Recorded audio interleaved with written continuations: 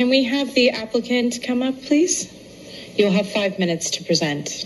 My name is Vijay Shunikrishnan. I'm representing the North Shattuck Alliance to appeal the approval of the property here in 2109 Virginia Street. Why are we here?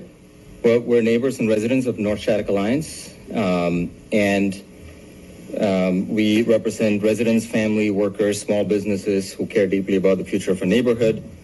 We're here to appeal the approval of the proposed 8-story building. The building is out of character with the neighborhood and will ruin our North Shattuck commercial district. And we believe that in approving this project, the City Council has relinquished both your legal as well as moral responsibilities for the community it serves. And I will give you some of the reasons why we believe so.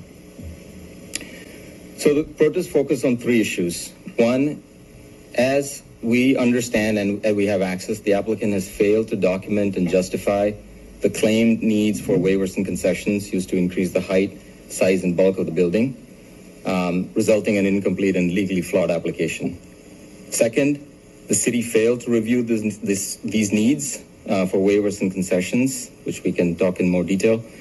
And third, the city did not follow the established procedures for the environmental review of the project, which is located above a toxic waste site, the former Virginia Cleaners. We believe that the planning code exists for the people of Berkeley. We don't drill oil next to schools.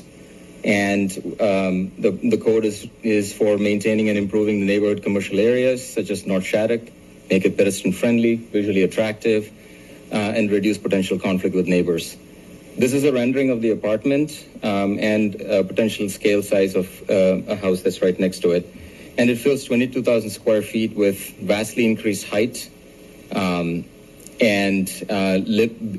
property built end-to-end in terms of setbacks, and then less than 700 square feet of public use common space in almost 22,000 square feet of the area.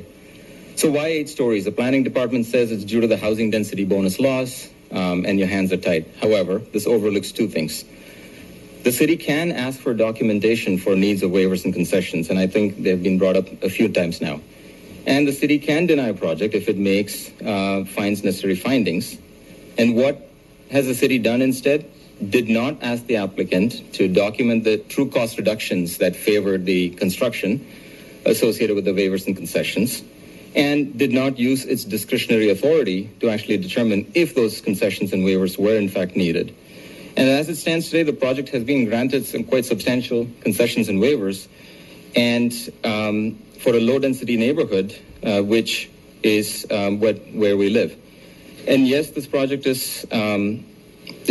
could argue that maybe these trade-offs are not needed, but these trade-offs are substantial. It affects the quality and the livability of us neighbors in the area. And city can argue that the state law leaves it with no discretion, but asking these questions is not prohibited. And we believe that with the amount of trade-offs, asking these questions is essential. The second, the city did not meet its obligations to protect the environment. As we see, the site sits above a toxic waste site. The applicant's own environmental review revealed the presence of various environmental pollutants. The building is less than 30 feet away from a well-established large pediatric medical clinic and right next to several elementary schools. And the so-called review that was done, 1987 state review, almost 30 years old, is used to justify a project remediation. And the current approach relies on the housing element EIR, which addresses at a program EIR and is not sufficient to address site-specific concerns, and is more of a checklist. These are serious unresolved concerns. As a parent of young children, I urge you to know that this is not abstract risk. This is real. It's a risk to children, seniors, and community members who live in our neighborhood. Don't get us wrong. We believe in livable, family-oriented housing. We believe in the middle housing aligned with Berkeley's vision, thoughtful when integrated, responsible development, and not driven by speculative investments by private equity firms, which essentially has led to potentially the foreclosure of 1709 Shattuck, which is the building right next door. Denied our conclusion. There's numerous other projects that can be accelerated in the pipeline. In fact, the developer has them. The city has failed to follow its own rules. City council has a moral obligation, and you can exercise that right. And the toxic issues of the site require a full-scale environmental review in our view. This is clearly not the future of Shattuck Avenue that we want to see. Thank you. Thank you.